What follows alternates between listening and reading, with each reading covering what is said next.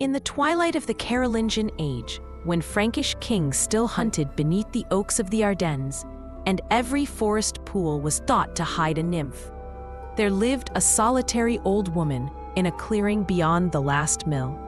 Her hut was woven of alder boughs and roofed with moss. Smoke the color of wet wool drifted from its hole. No one knew whence she had come. Some whispered she had once been a lady of the Avars. Others that she was the last priestess of a river god whose name the priests had erased. She earned bread by scrying the stars for shepherd girls and reading the future in handfuls of river sand. Yet when her prophecies bit too close to the bone, the villagers beat her with hazel rods and cried witch until she bled. One winter dusk, she wrapped herself in a wolfskin cloak and walked the rutted track to the castle of Count Alberic of Verdun, whose keep crowned a limestone crag above the Meuse. The gods laughed at the scarecrow figure, but fear is older than laughter. They let her pass. She found the count in the great hall, where resinous torches hissed and dogs gnawed marrow bones beneath the table. Dropping to her knees on the rushes, she spoke in a voice like wind scraping slate. Lord of the White Tower, I am a leaf fallen from every tree. Men call me liar and hag, yet I speak only what the night wind pours into my ear. Grant me your shadow, and I shall plant a seed beneath it that will make your name brighter than the crown of Lombardy. Alberic, who was young and still tender to the music of his own legend, felt pity stir. He proclaimed through the town crier that whoever harassed the old woman would be flung into the oubliette whose door is a millstone. A week later, she returned, carrying a wicker creel lined with fern fronds. Inside lay a single fish, longer than a man's forearm, its scales the color of moonlit pewter veined with viridian. She set it at the count's feet. Cook this yourself, alone, and eat before the moon sets. Share no morsel, or the gift will divide like spilled mercury and lose its power. Alberic laughed. Counts do not gut their own dinner, yet something in her milky eyes checked his mirth. He swore an oath upon his sword's relic cross. In the scullery he summoned his falconer, a taciturn Breton named Roland, and handed him the fish. Roast it with herbs and butter, but taste none, or your tongue shall be torn out by the root. Roland, who had watched men flayed for lesser insults, obeyed in silence. Yet when the fish split under his knife, a fragrance rose of rain on hot granite, of crushed lemon balm, of girls' hair after dancing, so piercing that tears started to his eyes. A flake of flesh clung to the blade. Without thinking, he licked it away.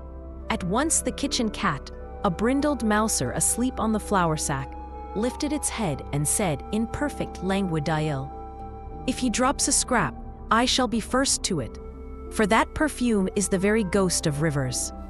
Roland's heart slammed against his ribs. He crossed himself, then grinned like a wolf, understanding that the world had just widened its gates.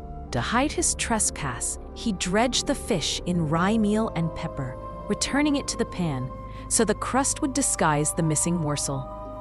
When Alberic ate, he declared it the best fish that had ever swum into mortal knowledge, and commanded horses saddled at dawn for a ride through the forest of St. Hubert.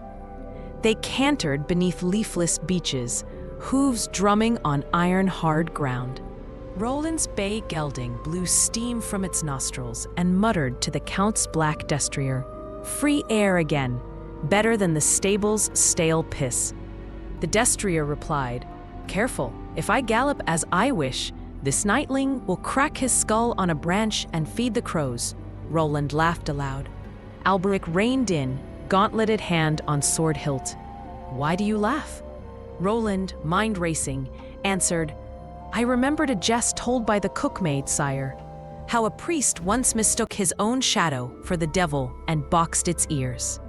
But suspicion had planted its thin knife in the Count's heart. He studied Roland as a falcon studies a field mouse. and the forest held its breath.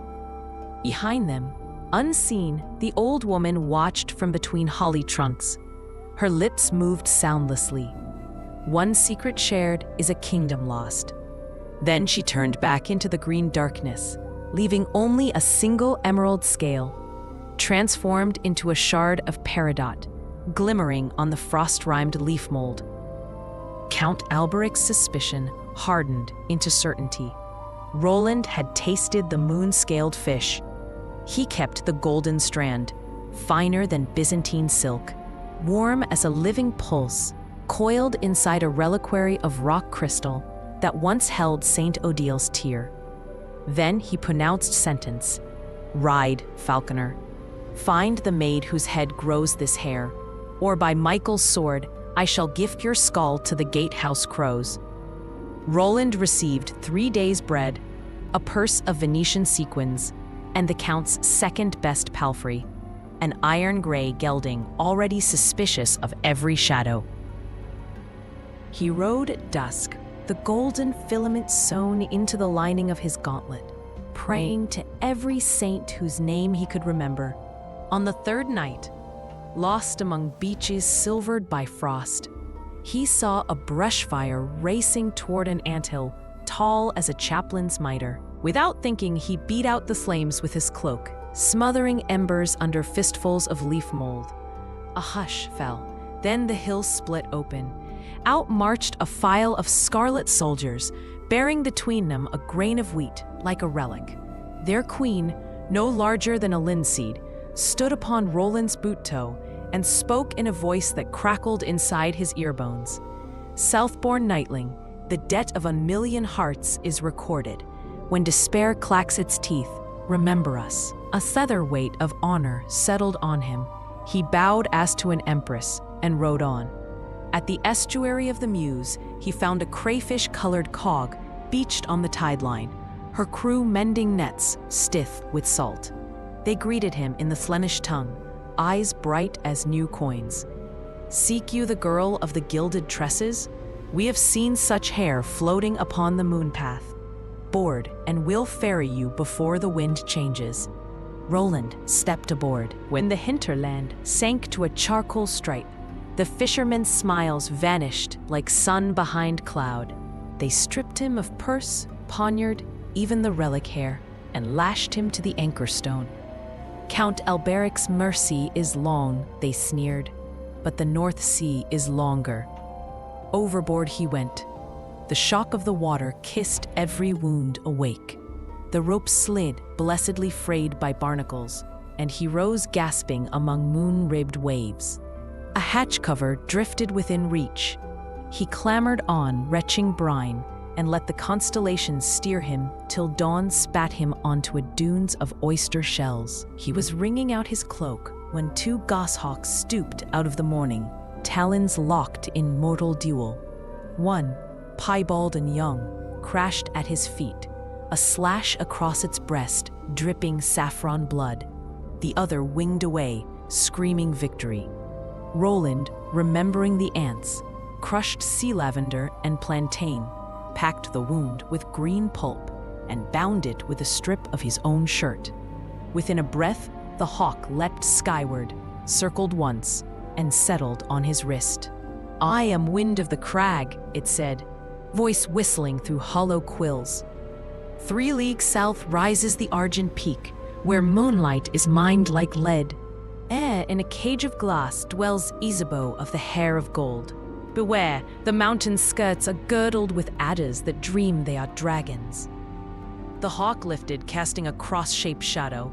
Roland followed, boots crunching on frost-rimed thyme. The recovered reliquary, miraculously washed ashore in the pocket of his jack, tapping against his ribs like a second heart. By twilight of the second day, they reached the foot of the Argent Peak. Its cliffs shone like polished shields. Veins of pure galena caught the last light and threw it back in cold fireworks. Around the base coiled a living moat of serpents, each scale riveted with obsidian. Their breaths steamed with venom that turned grass to black glass. Roland's courage wavered until the ground trembled. From every fissure poured the scarlet legions of the Ant Queen, carrying shards of mica. They formed a glittering bridge, a moving carpet upon which the serpent's fangs found no purchase. Over this living drawbridge Roland walked, heart-hammering hymns, while above him, Wind of the Crag wheeled and screamed encouragement. At the summit stood a dome of crystal, its facets sealed with a single lock of golden wire, no thicker than a maiden's hair, yet harder than cathedral iron. Behind the glass, asleep on a bed of moonbeams, lay Isabeau. Her tresses pooled like molten aurum, each strand humming the note of a different star. Roland drew the relic strand from his gauntlet. It leapt in his palm, yearning toward its sister. He braided the two together, his offering and her own, until the lock clicked open with a sigh like winter sunrise. The crystal walls dissolved into mist.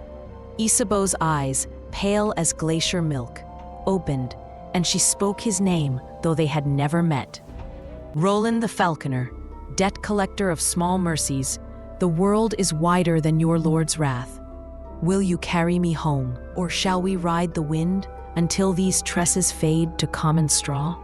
Behind him the argent peak groaned, beginning to fold upon itself like parchment in fire.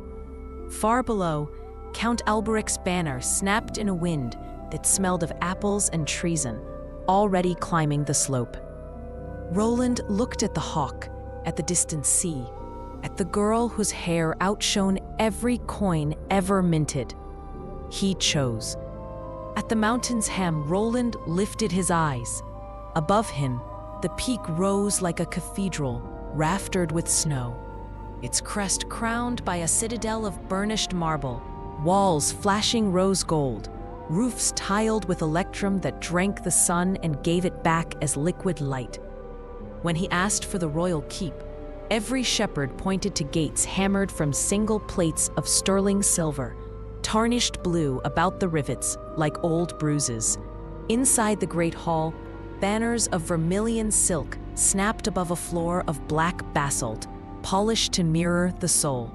King Rainier, called Rainier the Riddle by poets, sat beneath a canopy of raven feathers. His beard was iron gray, his gaze the color of wet slate. Roland knelt, cap in hand. Your Majesty, I come from Count Alberic of Verdun, who begs the hand of Princess Isabeau in lawful marriage. I bore a gift worthy of such radiance, but robbers of the sea stripped me.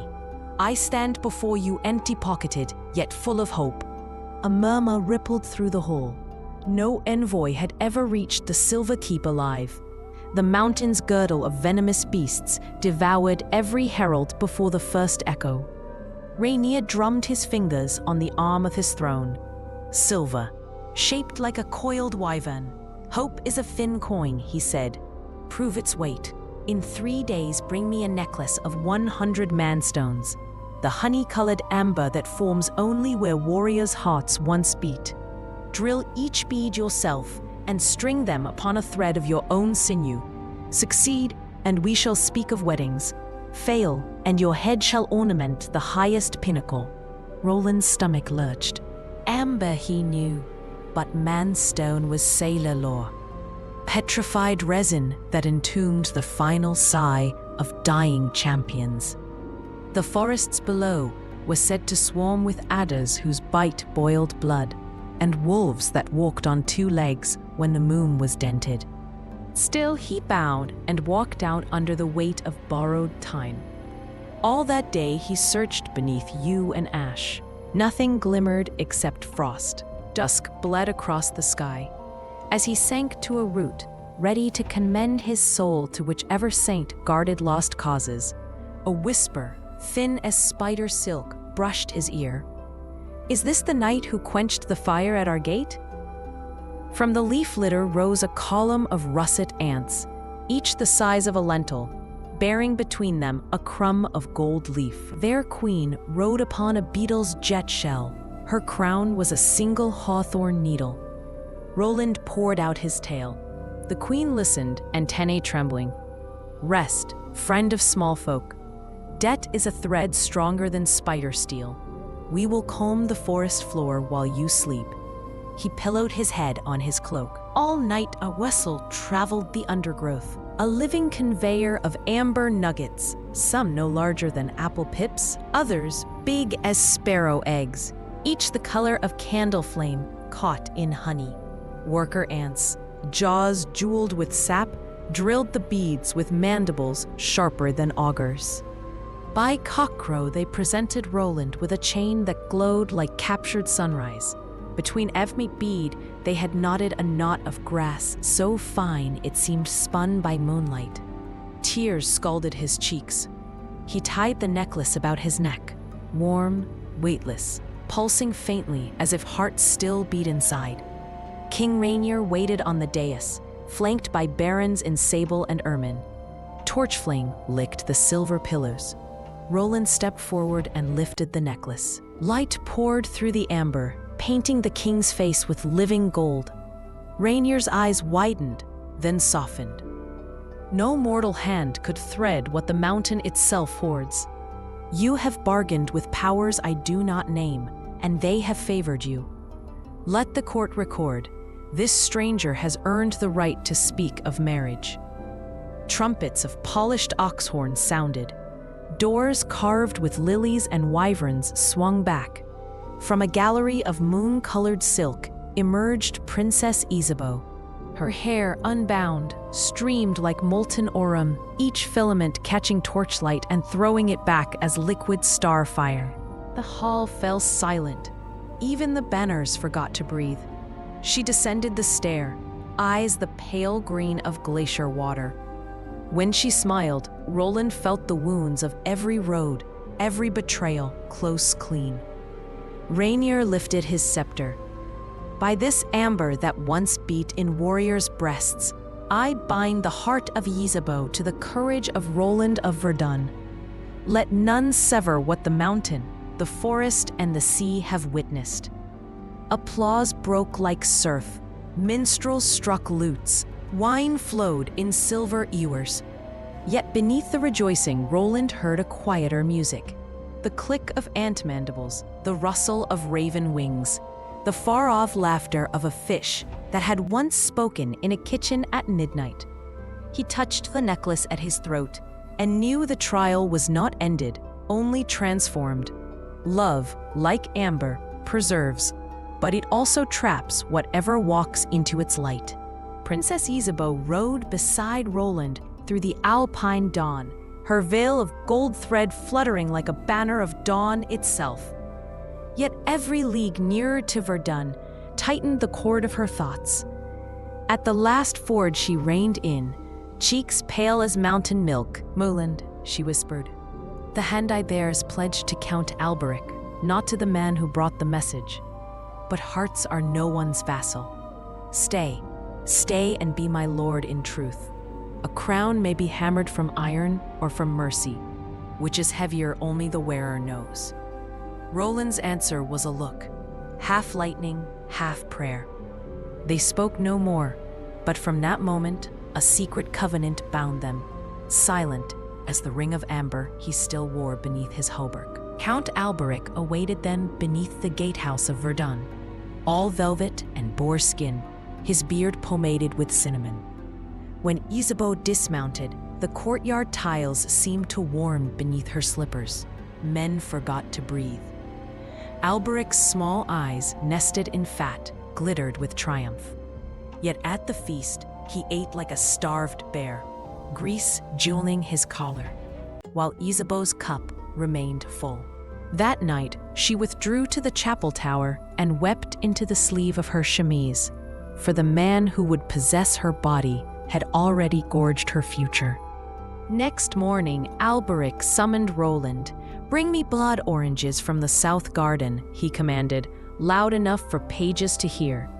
Privately, he signed to his captain of arms, "Let the falconer fall among the thorns and never rise." Roland walked the alleys of myrtle and cypress, basket on arm. Moon-peeled fruit glowed like lanterns among dark leaves. A shadow detached itself, steel flashed. The dagger took him low in the back. a cold kiss between the ribs.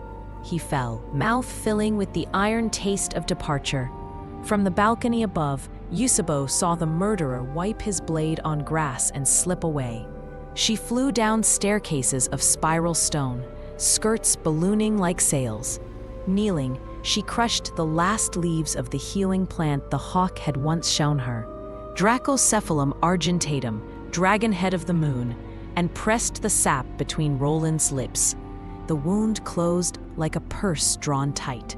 Color returned. His eyes opened clearer than before, as though death had polished them. "Up," she breathed. "The stable door is unbarred. My mare is saddled. Better exile than a coffin bedecked with nuptial gems." They had reached the postern gate when Alberic thundered into the yard at the head of 20 spears. His face, mottled with wine and rage, shone purple in the torchlight. "Sorceress," he roared, "give me the elixir that raised this carrion, or I'll burn you both upon a pyre of your own hair." Yusabo lifted her empty palms. "The last drop is gone. Life cannot be decanted like wine." Alberic, mad with vanity, turned sword upon himself, gashed his own forearm, then screamed at a soldier, "Squeeze the leaves, let their juice be mine." But the sap had fled. Only green foam dripped. Blood pulsed from the wound, darker every heartbeat. Alberic sank to his knees, disbelief ballooning behind his eyes, and died upon the cobbles, while his hounds licked the blood that had fed them so well. Spears wavered. No man knew whom to obey. Into the hush stepped the old nurse, Sibylla, her keys jangling like a judge's chain. She raised Roland's right sleeve. Upon the inner arm, just above the pulse, glowed a birthmark, an 8-pointed star argent on a field azure. "Behold the sign of House Verdun," she proclaimed. "This man is Alberic's half-brother, got of the same father upon a gentle falconer's daughter, whom the late count cast off. By blood and by ordeal, the seat is his." The captain knelt, sword laid flat. One by one the guard followed, iron clattering like hail on stone. A single voice rose, "Long live Roland, true-born lord of Verdun." The cry rolled outward through bailey and burg, until the very river echoed, "Roland, Roland." A month later, the Basilica of St. Vitus blazed with candles. Roland took the oath upon a gospel bound in hawkskin, but the crown they set upon his head was not of gold alone. Its inner band was hammered from the amber beads he had threaded in the forest, each drop now capped with a tiny silver star. Thus the necklace of 100 hearts became the circlet of a kingdom. Beside him, Isabe stood in cloth of silver embroidered with falcon's volant. When the archbishop joined their hands, he also bound their wrists with a strip of his own alb, saying, "Rule together, love together, die together. May the knot never be loosed." They reigned for 40 summers. The high road from Verdun to the sea was planted with lime trees, whose blossoms made the air taste of honey. Courts of assize were held beneath them. No plaintiff left without bread in his pouch and a sprig of hawthorn for luck. 3 sons took the eagle standard east against the heathen. 2 daughters wedded kings across the mountains and brought back books of astronomy and the art of healing. In their old age, Roland and Isabeau would walk the South Garden at dusk, where blood oranges now grew wild. The scar under his shoulder blade ached when frost was due. She would press her palm there, and the pain would flee into her fingers like a bird returning to the hand that once had saved it. So ends the tale, not in sorrow, but in the rustle of small leaves that remember every kindness, and in the long echo of a name, Roland, spoken by children who never saw him, yet taste the sweetness of his oranges each autumn when the mountain wind turns silver